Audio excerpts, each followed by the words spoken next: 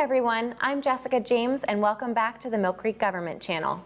Environment Erie is a local nonprofit organization that offers support to the community through various programs focused on environmental sustainability.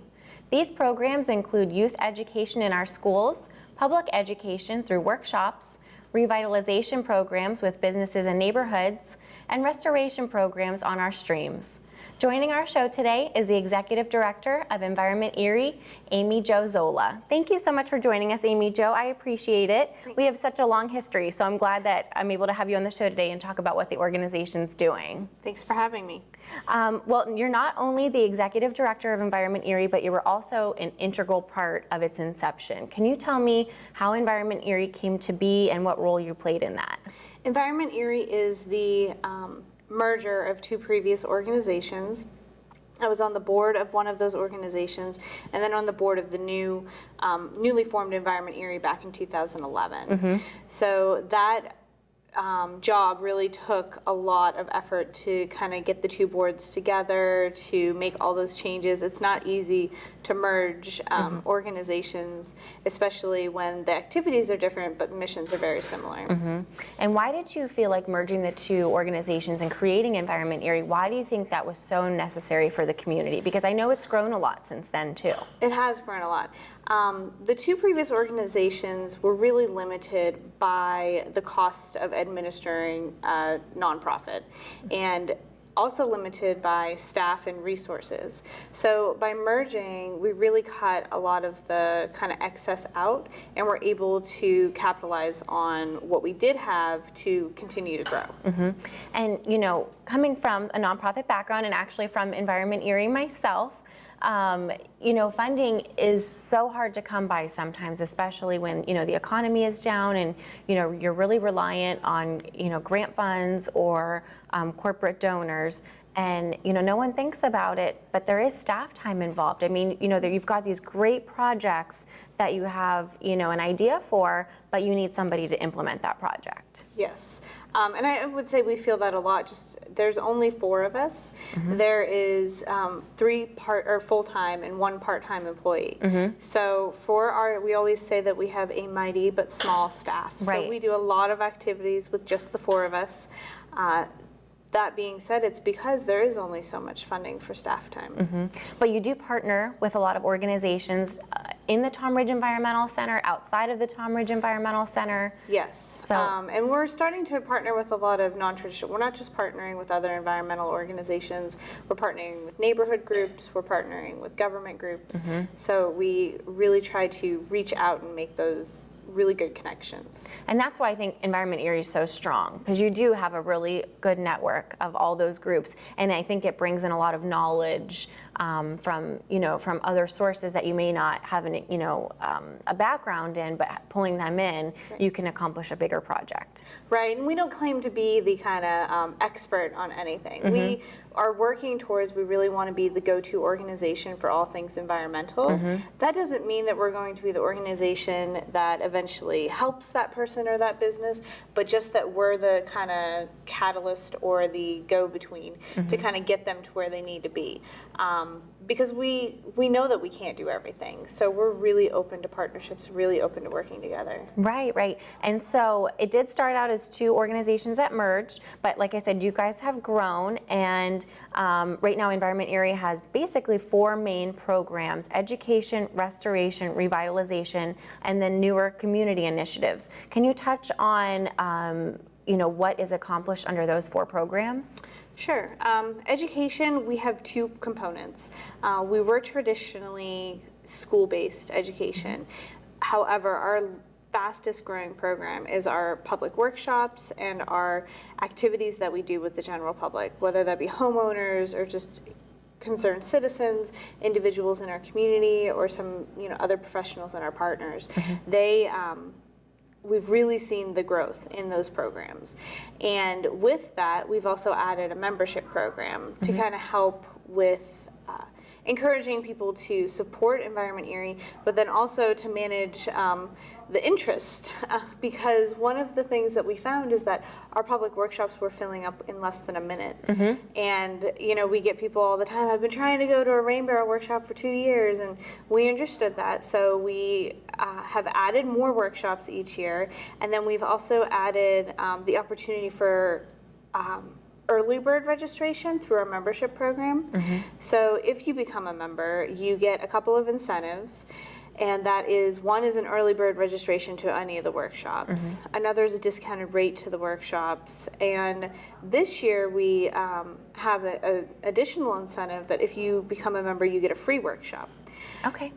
So That's nice. you get one workshop a year you could get for free for this year. So that kind of helps us give another level of opportunity to individuals to make it to a workshop. Sure. And where can folks viewing the show today, where can they find your membership fees?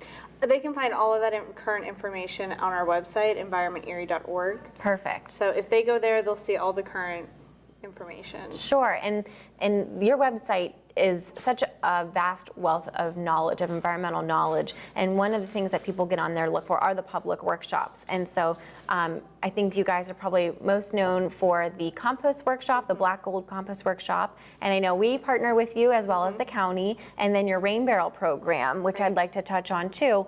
And I do have people calling me at the township because they assume we partner with you on the compost workshops that we do with the rain barrel. And I always say, no, that's all their own. You got to call them directly or go on their website. But can you tell us a little bit about the rain barrel workshop? It is so successful, and I have been to it myself, so I have your rain barrel in my backyard. Yeah, the rain barrel workshop really is a great opportunity for people to take advantage of coming to learn how they can manage stormwater on their property, not just have a rain barrel.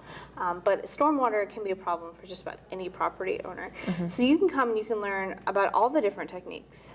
One of them that you get to take home and implement is the rain barrel.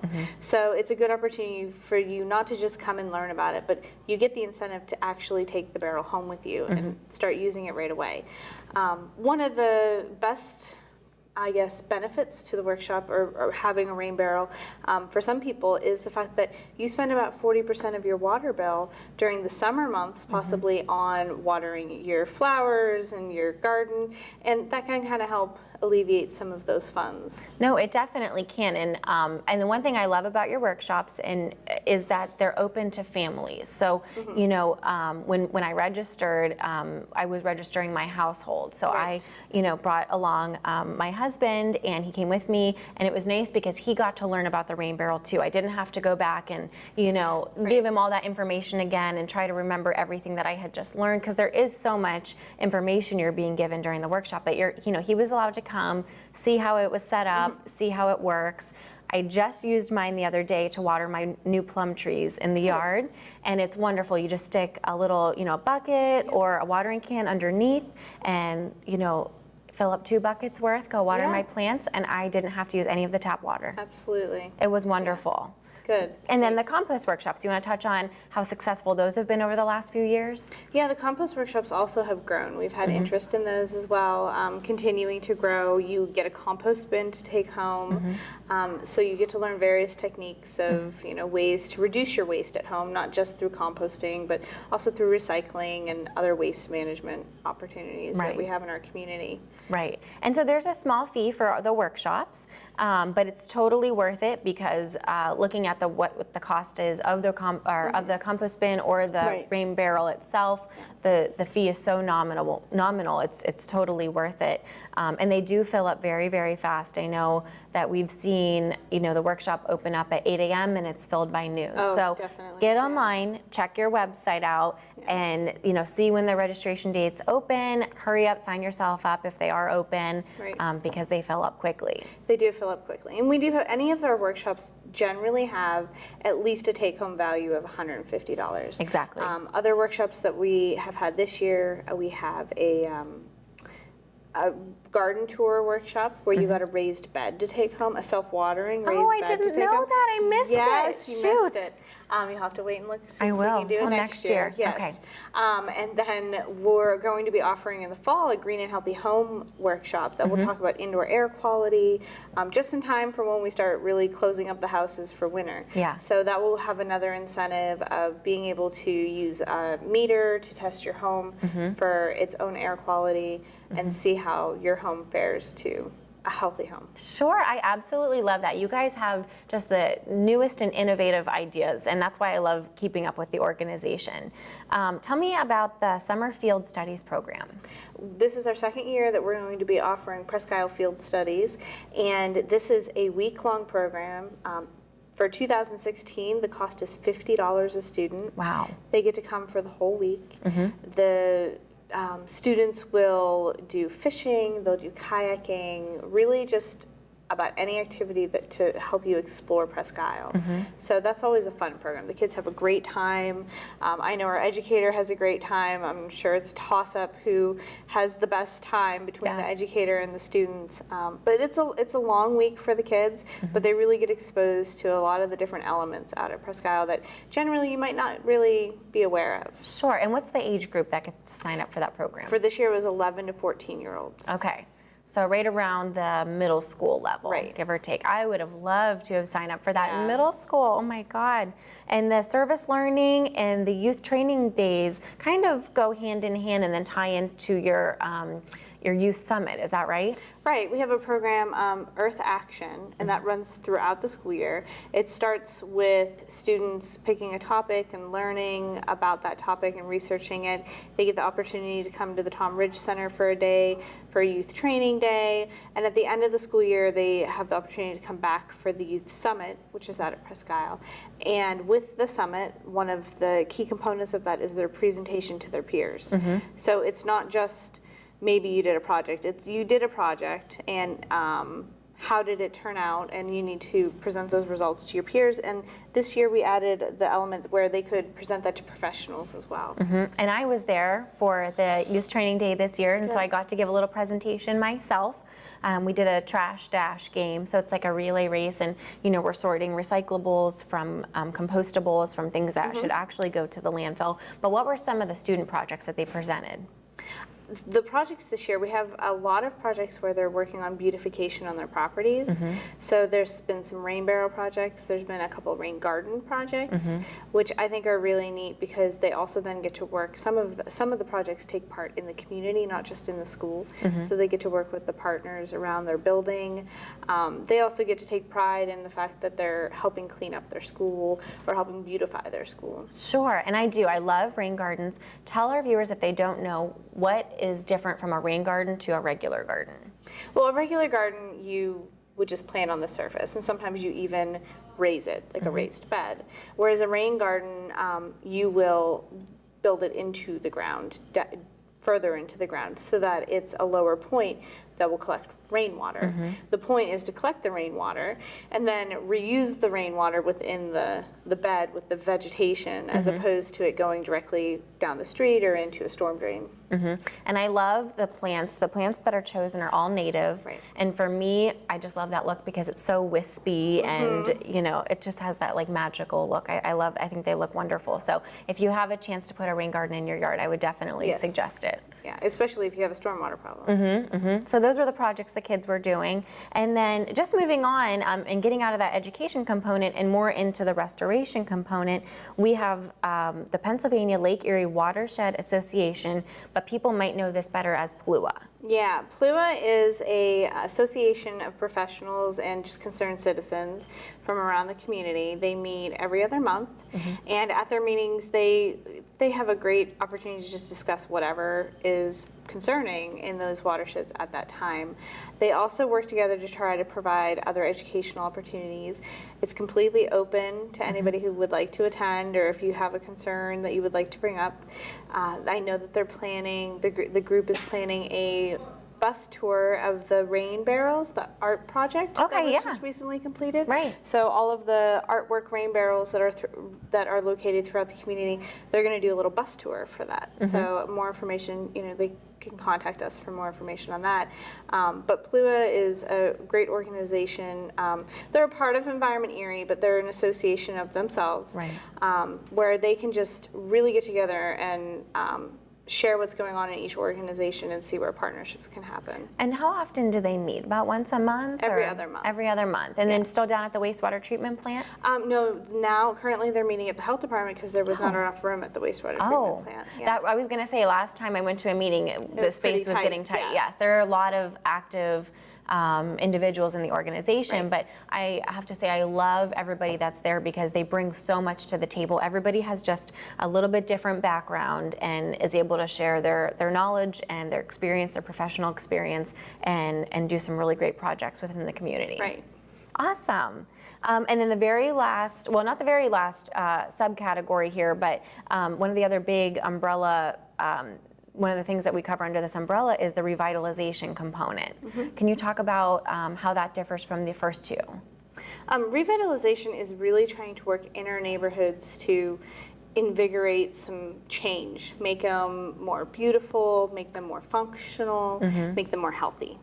So one of the programs we have within kind of our revitalization component this year that we're really starting to build up is our vacant lot program. We're partnering with the Erie Redevelopment Authority, has just began a Adopt a Lot program, which we're so excited about because individuals and businesses can adopt a vacant lot and do a project as they see fit. So we've been getting some phone calls about some potential projects there to help them build gardens or other kind of bioinfiltration projects. But that opportunity I think is great just because there are so many. I think the Redevelopment Authority alone has over 200 vacant lot properties that are just sitting there that the city has to maintain and update. One of the But that's not the only organization that owns vacant lots. So even for some of the city parks that are maybe just needing a little bit of love and attention, one of our other projects is on Baker Field near the academy. So that's owned by the school district. So working with them to help beautify that lot and working with the neighborhood group to do it, not just ourselves or the school district, but also working with the individuals that are concerned about it. Sure, and I think involving the neighbors makes them take ownership of that land. So once you do leave, I know a lot of times the question is, well, who's going to maintain this? But if you do involve the neighbors, they kind of seem to take that over and maintain it and have a sense of pride in the community. And one of the things we find is that we don't have to go looking for project. It's the neighbors that come to us. So they're already concerned, they're already engaged. So that's always a good sign. That's true, and it's easier that way because then when you're, implementing this project, it's already there on a platter for you. You just have to find, either the funding or, the right project for that space. Right. And then tell me a little bit about some of these community initiatives because some of these are almost new to the organization, but you've spearheaded them and now you've run with them and they've taken off. Right. Some of our other community initiatives, we try to encourage recycling through Recycle Erie, which you're aware because you helped start that program. I did, you were at Environment Erie. But Recycle Erie is a program to work with businesses, and we can work with any business, but it did start with bars and restaurants, trying to encourage businesses to recycle and trying to help them find ways to incentivize that so that it's not a burden on them, that it's something that makes sense. So that also includes training their staff, figuring out why aren't you recycling, and then trying to kind of overcome those obstacles that might be holding you back. Right, and and recycling is mandated in Mill Creek and in 5 other municipalities within Erie County, but sometimes it's a little bit more than just saying, hey, you have to do this. I mean, like you said, sometimes they're lacking the knowledge of what is recyclable. They don't know who can haul it away for them. They maybe don't have indoor bins right next to their trash bins. That's the best way to get people recycling, put the bins next to each other. So I think I heard a study once, that said if you've got a trash bin in front of you, people will only walk, I don't know if it was 4 more steps or 10 more steps to a recycle bin. So there's all these little, tips and tricks that we need to teach people, and employees within restaurants, bars, retail, offices, to make recycling more easy and more efficient. Right. So that was the basis of Recycle Erie, but we're happy to keep doing it in Mill Creek Township too. Right.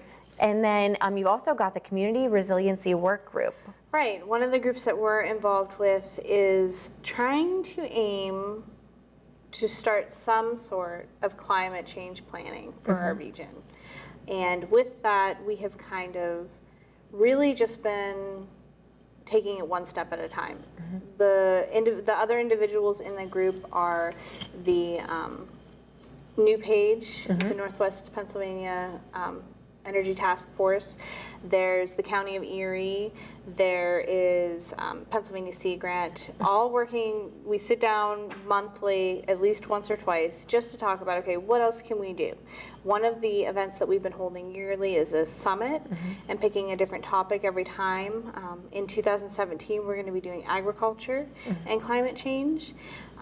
So we're not really trying to tackle the whole concept of climate change at this time. We're hoping to work towards that, but what we've found is that the community, it's not that they're not concerned about climate change, there's just not that pressing need that people are seeing. And a lot of it that we're finding is that people just don't understand that how climate change is impacting them. So, for example, in the agriculture industry, it is affecting them, and they've been paying attention to it for years. They know that the weather patterns are changing. They know that they have to diversify their crops. They know that they might have to implement new pest management techniques, but not everyone is looking at that as, oh, this is an impact of climate change. Right. So really just bringing it home as to what the connections are. Last year we did tourism, and we had a really outstanding attendance at our summit for that from area businesses and entities that are doing tourist activities.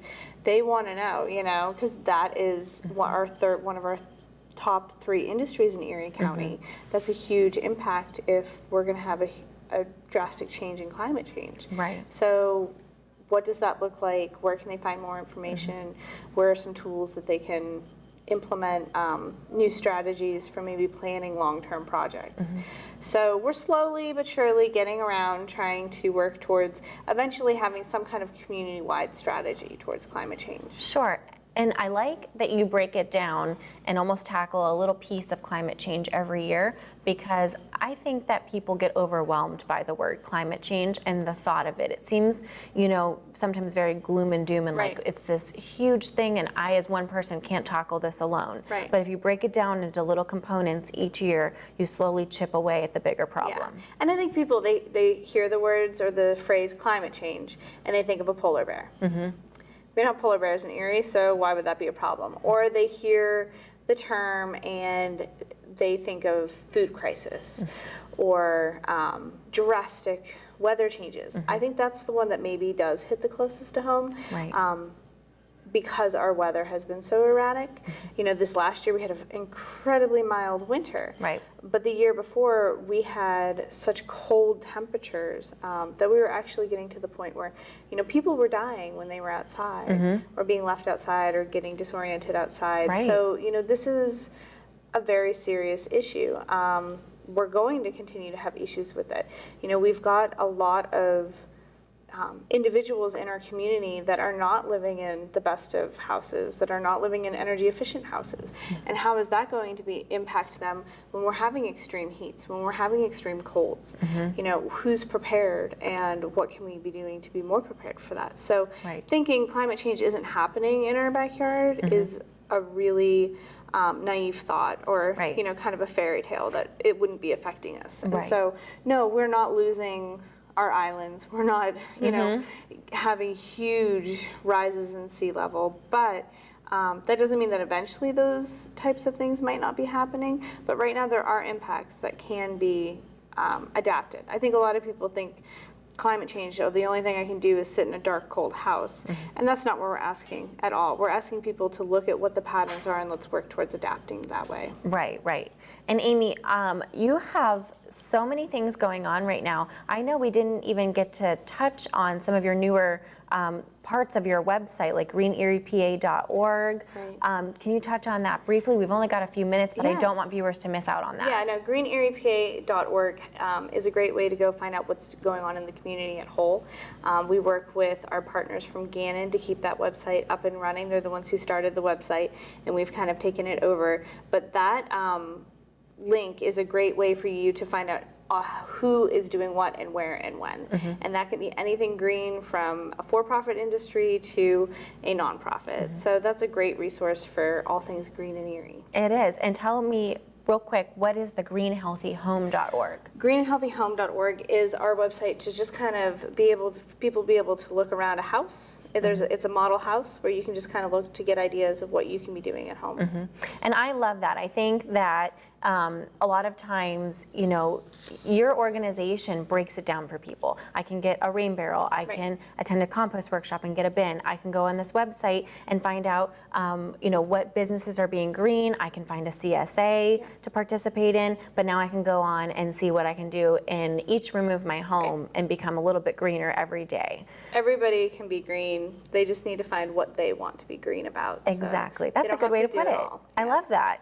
And Amy, we didn't even get to talk about your fundraisers. I'm just going to mention them real quick. It's Bike Around the Bay, the Murder Mystery Event, and Erie Gives Day. Yes. Folks, you are going to love these events. They are so much fun. I've participated in all of them.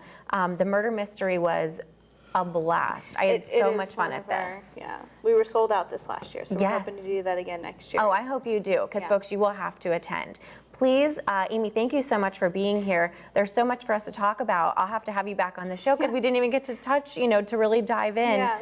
But folks, make sure you get on Environment Erie's website, give them a call, attend their events. Go to www.environmenterie.org, Green Erie PA, Green Healthy Home. Check out all that they have to offer. You really can be green in your own home, and it is not difficult at all. Folks, until next time, have a wonderful day.